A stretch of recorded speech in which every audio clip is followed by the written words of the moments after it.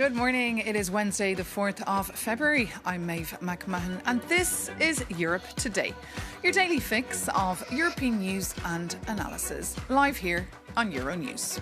Coming up, more attacks in Ukraine.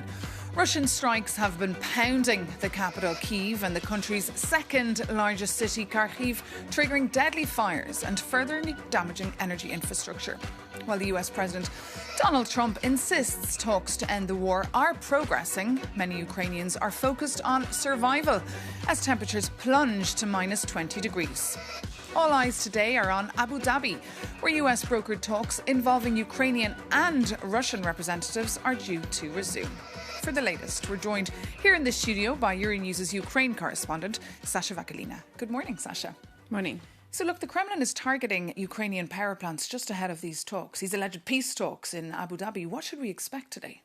Well, there's not much hope, to be honest, because given the Russian stance and given their recent attacks, and there was one of the largest ones happened on the 3rd of February, in terms of how many ballistic missiles Moscow used to attack Ukraine, specifically civilian energy infrastructure, 32 ballistic missiles launched against Ukraine. This is the record number for this type of weapon.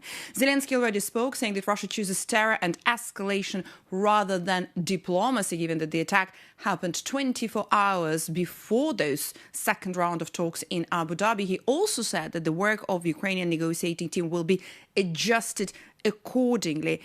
Mark Rutte, Secretary General of NATO, was in Kiev hours after that attack, and he also insisted on the fact that whatever happens, whatever deal or agreement is reached, it has to be long-lasting. Let's take a listen. You rightly do not want another Budapest memorandum or a Minsk agreement. Some European allies have announced that they will deploy troops to Ukraine after a deal is reached. Troops on the ground, jets in the air, ships on the Black Sea. The United States will be the backstop. Others have vowed to support in other ways. The security guarantees are solid.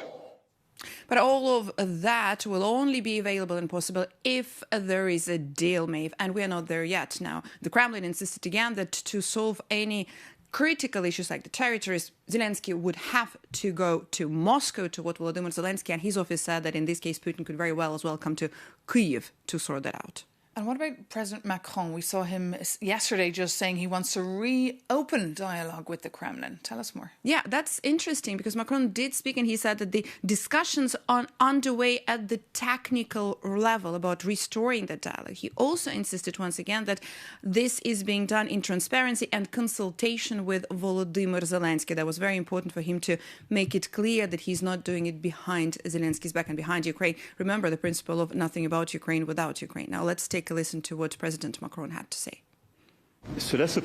It is underway, with technical discussions currently in progress to support this. These efforts are being conducted in consultations with President Zelensky and our key European partners. It is important for Europeans to restore their own channels of communication. While such dialogue is useful, it does not appear that Russia is genuinely willing to negotiate for peace in the coming days or weeks. President Macron is just taking all the chances and all the possibilities then. And mind you, in the beginning of Russia's full-scale invasion in 2022, Macron was among the very few European leaders who actually kept contact and kept those calls with Putin going for a few months. And Macron was heavily criticized for doing that. And then the two of them spoke for the first time after a long break in summer 2025 when Macron asked Putin to agree to a ceasefire in Ukraine. Well, we know by now that Putin did not agree on that and did not take it seriously.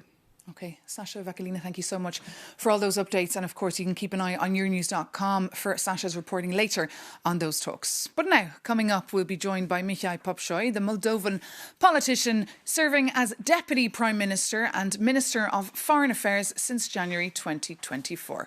A strong advocate of Moldova's European integration, the minister is in Brussels today on his first ever official visit since taking office. Deputy Prime Minister, welcome to Euronews. Welcome to Europe Today. Good morning. My pleasure. Great to have you with us. Look, it has been almost 4 years now since Russia's full-scale invasion of Ukraine. How are you protecting Moldova from this impact? Well, the Republic of Moldova and its people have shown remarkable resilience in these past 4 years now. This is a testament to the unity and solidarity of our society, but also to the incredible support of the international community, first and foremost our friends and partners in the European Union. So this support has been put to good use to consolidate our defense, our cyber capabilities, our capacity to control the hybrid tactics that are being employed against us. But when it comes to defence, you're not in NATO and you're a neutral country, so therefore does not have aspirations to join NATO. But does that not make you feel uncomfortable, isolated, scared? Well, there is certainly a significant dose of anxiety for those that do not enjoy the NATO umbrella or any other major security guarantees, which is the case of the Republic of Moldova. We do have the constitutional constraints of neutrality, and ironically, the only country in the world that has been consistently violating Moldova's neutrality status has been the Russian Federation, which has kept troops and munitions against the express will of the Moldovan people and all Moldovan governments since the early 90s till now. And we are counting on the support of the international community to persuade the Kremlin to take the munitions and the troops out of the Republic of Moldova in order for us to be able to take stock of our sovereignty and to be able to truly develop and pursue the interests and the ambitions of our people. And as you heard earlier from our correspondent Sasha Vakalina, big talks taking place today in Abu Dhabi, led by the US. Have you any faith or hope that these talks could potentially end this very long war? We do have a lot of faith in Moldova, and we know for a fact that there is nobody that wants peace more than our Ukrainian friends. But do you have faith in the Americans to lead these talks? We do have faith in the Trump administration's genuine will and genuine commitment to peace. It's just a matter of Kremlin not being particularly constructive, as we can see with the latest horrific attacks on Ukrainian energy infrastructure. And it is incredibly cynical, the Kremlin not being able to compete on the front line. They are choosing to attack soft targets, civilian targets, women and children and elderly, trying to cripple the Ukrainian nation, which they have not been able to do, not just for the past 4 years, but frankly since 2014. Ukraine has resisted heroically. The international community has been helping meaningfully. And of course, it's high time for peace, but not just any peace, a lasting and sustainable and just peace. And we've seen President Macron. He's calling to re-engage in dialogue with Vladimir Putin after 4 years. Would you support this idea? Well, as a diplomat, it would be odd for me to be against dialogue. But in this particular instance, when the rockets are flying and children are dying and people are freezing every morning, I think a good basis for beginning of a dialogue would be for these sort of things to stop and to have a real meaningful discussion on peace. So that people can breathe with a sigh of relief. And so it's not the time to talk to Putin? Not yet? Well, the discussions are happening anyway. They're happening in Abu Dhabi. They've been happening in other places.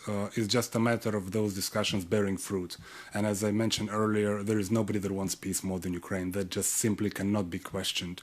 It's just a matter of the degree to which Kremlin is fully committed to this process. But we know for a fact that the Trump administration has a clear vision, and the European Union and member states, of course, are fully committed to this process as well, just like we are. And what about Moldova? We've seen the President Maia Sandu call for potential unification with Romania. What's your view here? Well, the Republic of Moldova, or the territory between the Prut and Dniester River, used to be part of Romania. Many Moldovans are Romanian citizens. So these discussions about union with Romania has been a constant part of our political debates. About a third of the population have constantly been in favor with small changes. So this is normal part of political debates in Moldova, if you will. But there is not enough support if you were to put it to a referendum today. Much like the earlier discussion with NATO.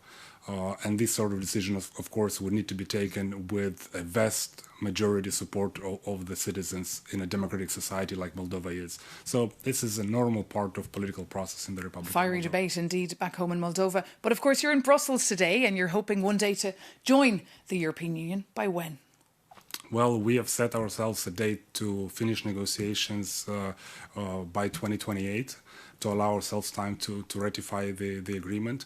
We have set this ambitious but yet realistic target in light of the progress that Moldova has been doing. And in fact, last year, Moldova has made the largest progress in terms of its accession process compared to any other candidate country. So we are making significant reforms back home. We are doing the heavy lifting. But what about your pitch to people EU countries who perhaps are hesitant about EU enlargement?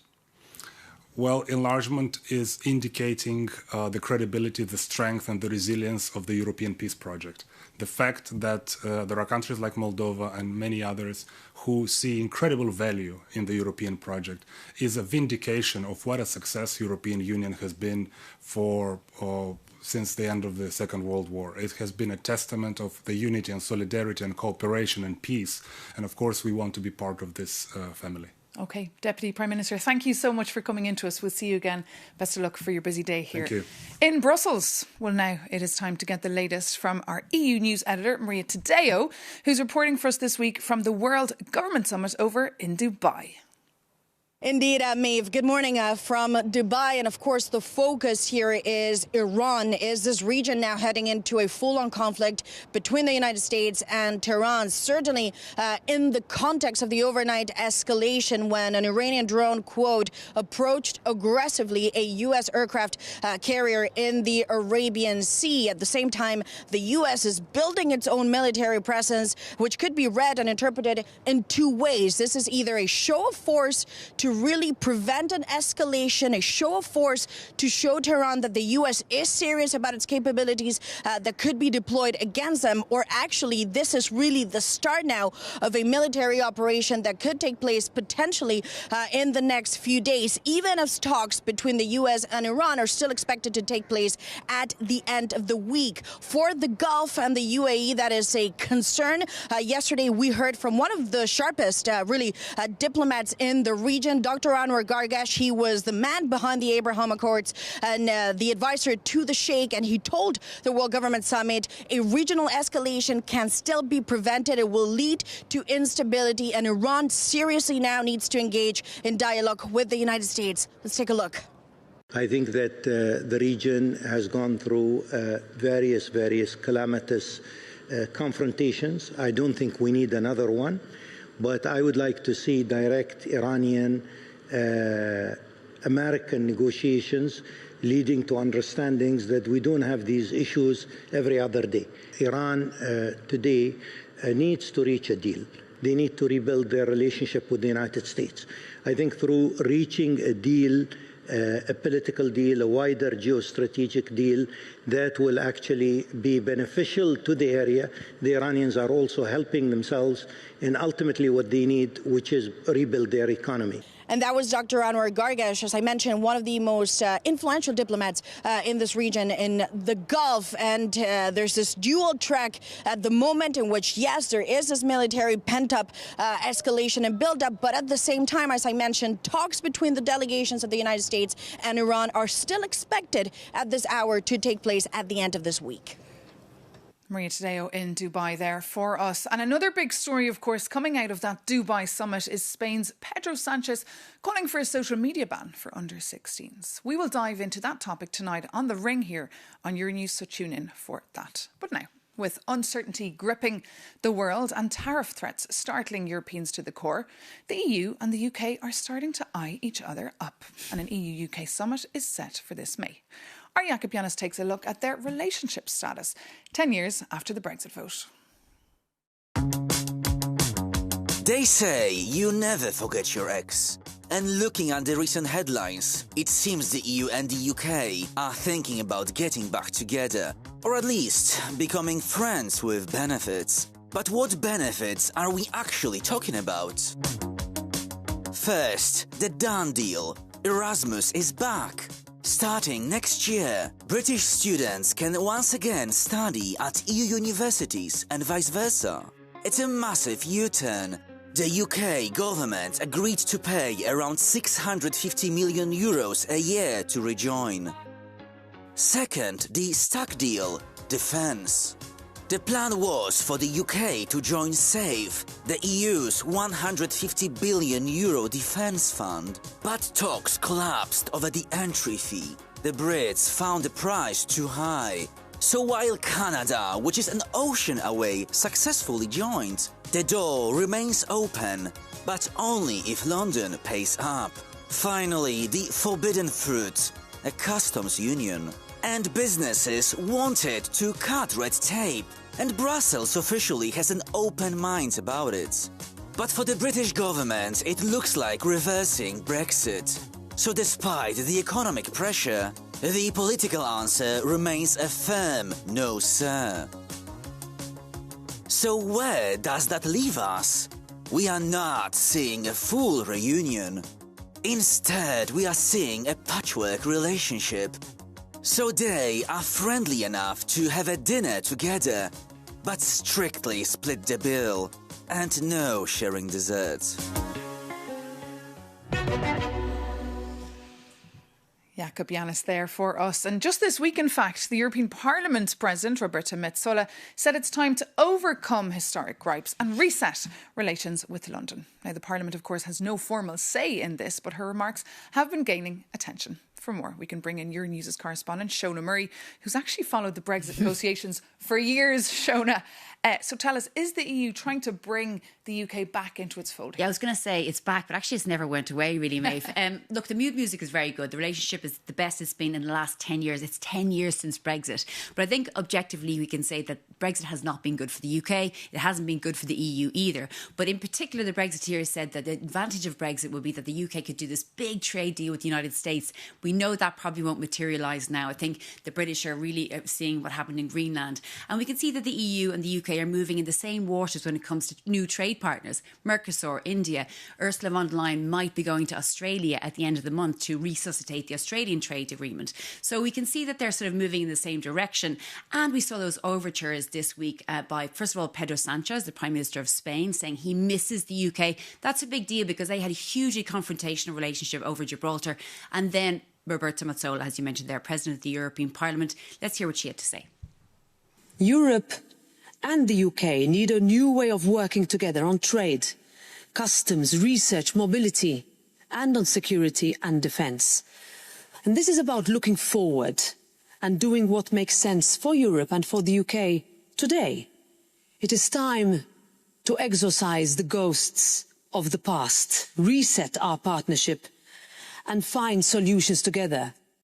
The ghosts of the past, yes, that we no spent many years reporting about, Shona Murray. And what should we look out for? Will there be any significant developments in the next couple of months? I think we also have to limit our expectations here because from domestic purposes, it's very difficult Brexit. And as we heard from Jakub there, the Keir Starmer doesn't want to be seen to be reversing Brexit. So what we will see is probably a phytosanitary deal, remember those terms, where the UK agricultural industry, fisheries can export into the EU without regulatory checks, but they have to abide by EU's regulatory system. So that is a little bit controversial.